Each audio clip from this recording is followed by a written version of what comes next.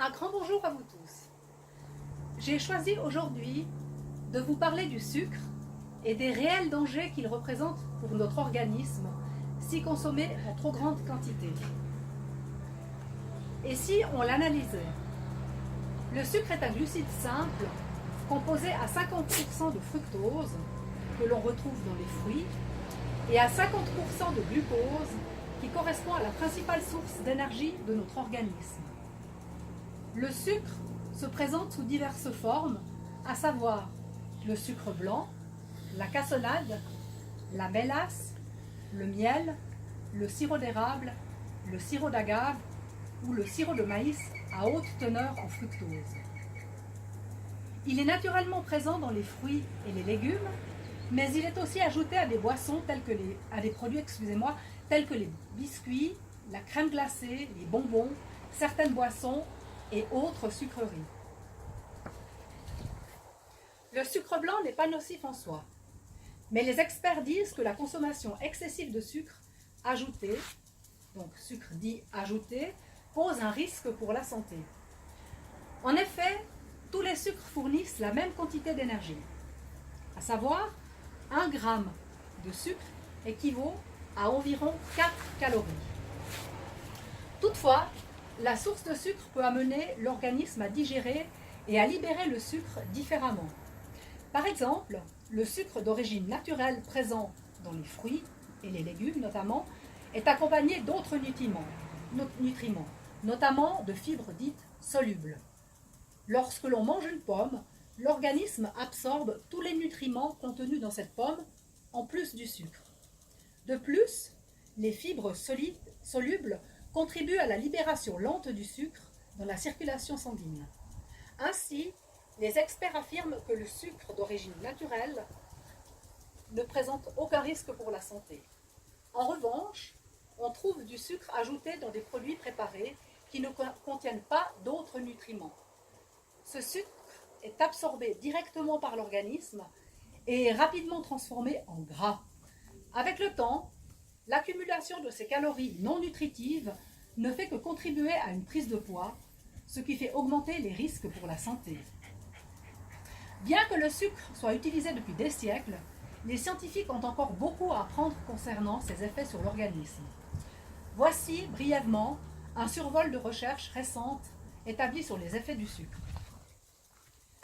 Pour ce qui est du cerveau, si vous avez parfois l'impression d'avoir une dépendance au sucre, ne vous inquiétez pas, vous n'êtes pas seul.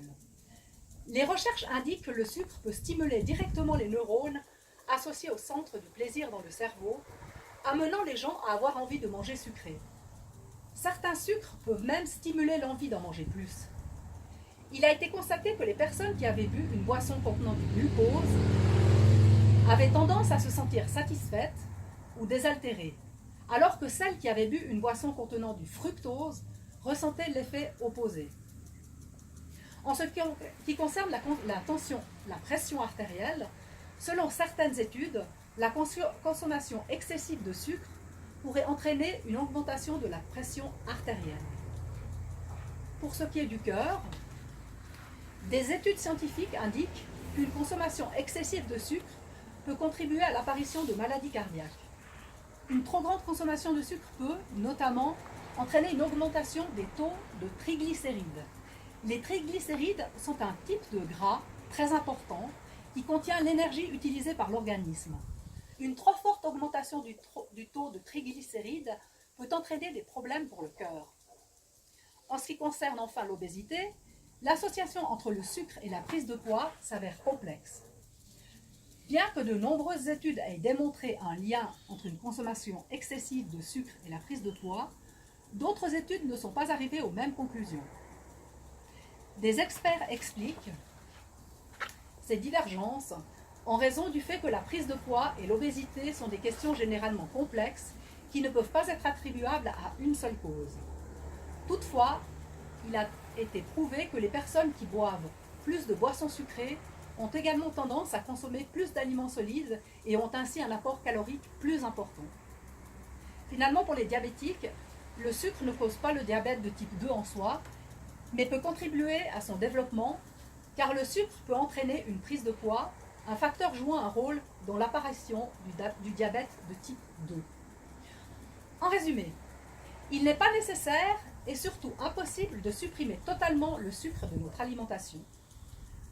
Cependant, il faudrait pouvoir se contenter de consommer du bon sucre, à savoir celui contenu dans les fruits et les légumes, tout en bannissant au maximum les sucres dits ajoutés. Ce n'est pas aussi simple qu'il n'y paraît, le sucre possédant un puissant pouvoir addictif. Je vous conseillerais donc de commencer par supprimer, dans un premier temps, l'apport de sucre dans vos boissons et de ne plus consommer de boissons industrielles toutes prêtes. En ce qui me concerne, je ne bois que des tisanes sans sucre et ne consomme plus d'alcool. Je ne vous demande pas d'aller aussi loin, mais de limiter au maximum votre consommation de sucre ajouté. Vous verrez, ce n'est pas facile au début, donc autant y aller progressivement. Je suis très volontiers à votre disposition si vous avez des questions, voire des remarques. Et d'ici ma prochaine intervention, prenez bien soin de vous et surtout, n'oubliez pas, le bonheur réside avant tout dans l'acceptation de soi. À bientôt.